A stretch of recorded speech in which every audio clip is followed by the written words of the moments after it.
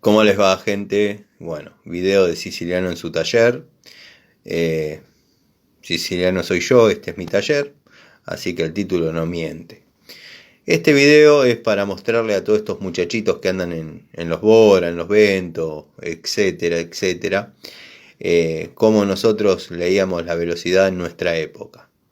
Este es un velocímetro de una Coupé Torino, y bueno, lo voy a describir brevemente.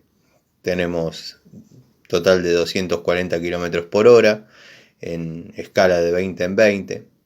A la altura de los 40 km por hora tenemos el testigo de la luz alta, color azul.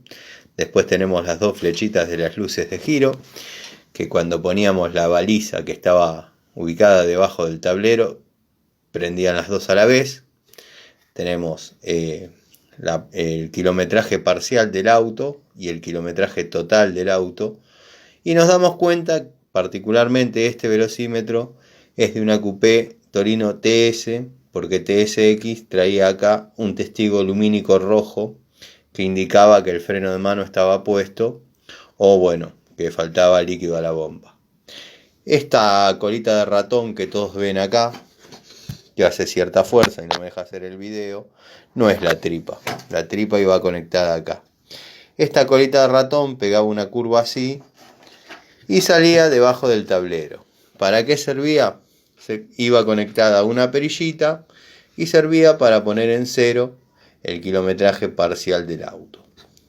O sea, si uno hacía algún viaje o algo, o saber qué distancia estaba recorriendo, tiraba de esa perillita y se ponía en cero. Después, bueno, yo lo hice llegar hasta 220 kilómetros. Todos los torineros sabemos que robaba un poquito. Seguramente anduve cerca de los 200 y créanme que iba muy rápido. También se perdió un poco la referencia porque a veces le cambiábamos el rodado. O sea, el Torino hasta una época vino con rodado 15, lo pasábamos a 14. Bueno, depende si queríamos que tenga salida o que tenga pique arriba. Hacíamos todo ese tipo de estrategias y perdíamos un poco la referencia del velocímetro. Yo siempre me guié por el cuentavueltas. Había un cálculo para saber a cuántas vueltas veníamos y qué velocidad daba, que eso lo voy a contar en otro video. Así que bueno, nada, les mando un saludo, espero les guste, gracias por el apoyo.